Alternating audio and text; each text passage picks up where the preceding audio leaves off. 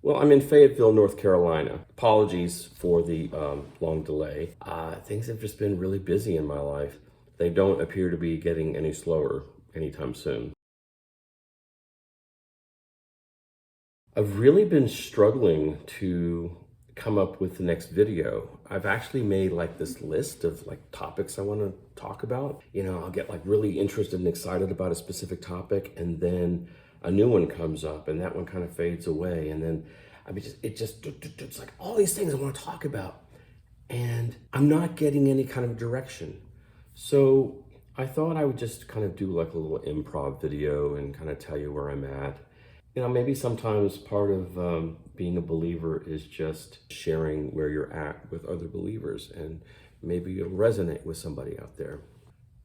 It's been really frustrating because, as you can see, I'm still really phenomenally tired. The last number of years have really taken a toll on me, and I'm just tired all the time. Despite trying to eat better and getting some exercise and taking vitamins and everything.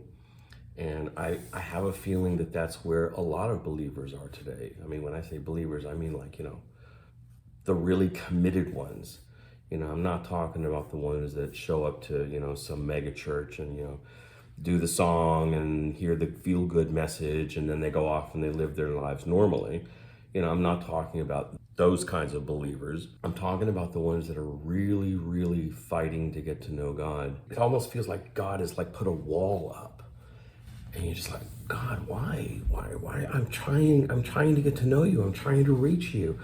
And you just feel like you're hitting a wall. And I think I've kind of touched on this in a few previous videos, and I'll probably most likely talk about it in some future videos. But I think that God actually allows these obstacles, sometimes orchestrates the obstacles, because he wants to see how committed we are to get to know him. And those obstacles really seem to come when we are at our weakest and at our lowest, and we just don't have any strength to move any further. And it just seems so unfair. It's like, God, if you say you care about me, you went to the cross for me, you did all these things for me, and I'm trying to come to you. And then you think of like, like the parable of the prodigal son. And the father sees the son, from a distance, and the father comes running to him, and it's like,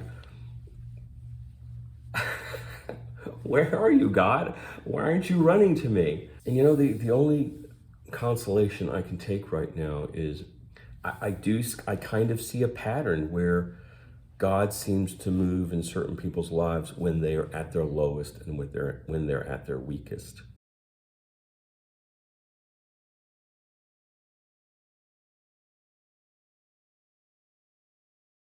The Apostle Paul, he talks about, all the things he has suffered and all the things he's endured.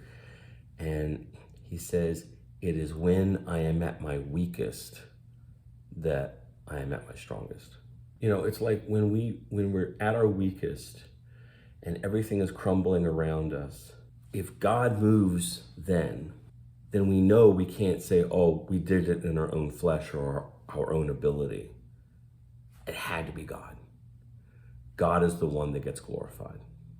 So it's hard. I know how hard it is, especially if you've endured these kinds of struggles and these sufferings for long periods of time. You're just like, God, when are you going to move? And I'm reminded of Lamentations 3. Jeremiah is describing this horrendous struggle that Israel's going through and that he's going through. And Jeremiah has been through the ringer. I mean, he has suffered and endured so much. And the only thing he's gotten out of it, he's seen his nation destroyed. He has probably seen people he knew killed or taken off into slavery. He's part of the remnant that's still in Israel, and everything is in ruins. And he's just completely devastated and broken. And he starts kind of talking almost as if he's speaking for Jerusalem itself. But then there's parts where he's speaking and he's clearly talking about his own life. He's clearly talking about himself and what he's enduring. I could try and do it from memory, but I think I think it's better if I just read the words of Jeremiah directly. I am the man that has seen affliction by the rod of his wrath. He has led me and caused me to walk in darkness and not in light. Surely against me he has turned his hand again and again all the day. My flesh and my skin he has made old. He has broken my bones. He has built against me and surrounded me with gall and travail. He has made me to dwell in dark places as those that have been long dead. He has walled me about that I can't go forth. He has made my chain heavy. Yes, when I cry and call for help, he shuts out my prayer. He has walled up my ways with cut stone and made my paths crooked. He is to me as a bear lying in wait, as a lion in secret places. Oh, let me tell you, I can relate to this. More on that another time. He has turned aside my ways and pulled me in pieces. He has made me desolate. He has bent his bow and set me as a mark for the arrow. He has caused the shafts of his quiver to enter into my kidneys. I am become a derision to my people, and their song all the day. He has filled me with bitterness. He has sated me with wormwood. He has also broken my teeth with gravel stones. He has covered me with ashes. You have removed my soul far off from peace. I forget prosperity. I said, my strength is perished, and my expectation from Yahweh. Remember my affliction and my misery, the wormwood and the gall. This isn't even scratching the surface. What Jeremiah went through was horrifying. He was one of the greatest prophets there ever was. And yet he feels rejected by God. God spoke to him when he was a child.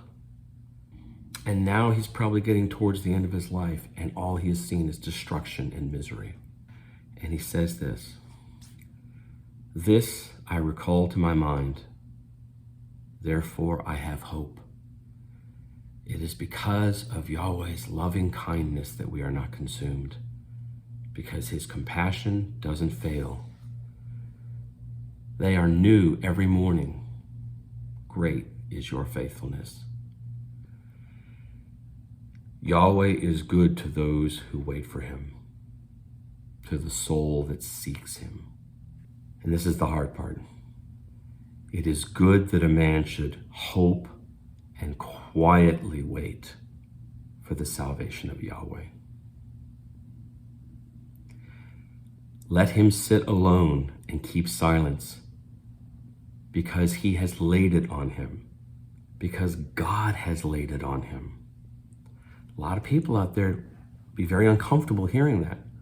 They don't want to think that God could allow suffering or maybe even bring suffering upon somebody. It is good that a man or woman should hope and quietly wait for the salvation of the Lord. That's not something we want to hear today, especially not in the times that we're living in. I mean, we're enduring some really hard things, and it's going to get worse. And yet we're told to wait quietly. Now, we don't just sit back and do nothing. We have to seek. It says, the Lord is good to those who wait for him, to the soul that seeks him. We have to be seeking him.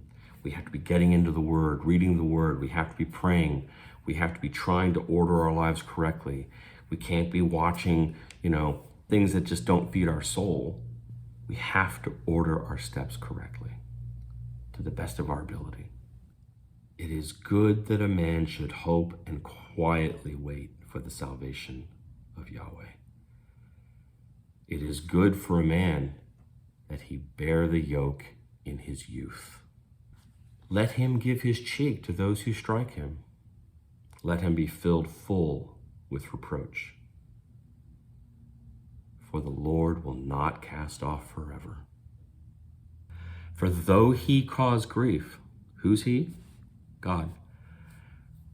For though God cause grief, yet he will have compassion according to the multitude of his loving kindnesses. I could go on, but you can read it. It's chapter 3 of Lamentations. It's a hard thing to accept that God may bring suffering in your life and allow you to suffer for long periods of time. But I promise you that suffering is not in vain. It has a purpose. It's just especially hard to endure that suffering when God is silent and everything is collapsing around you and things are just getting worse and worse and worse. But we're not alone. Many others have been through similar things. Just read about Jeremiah's life.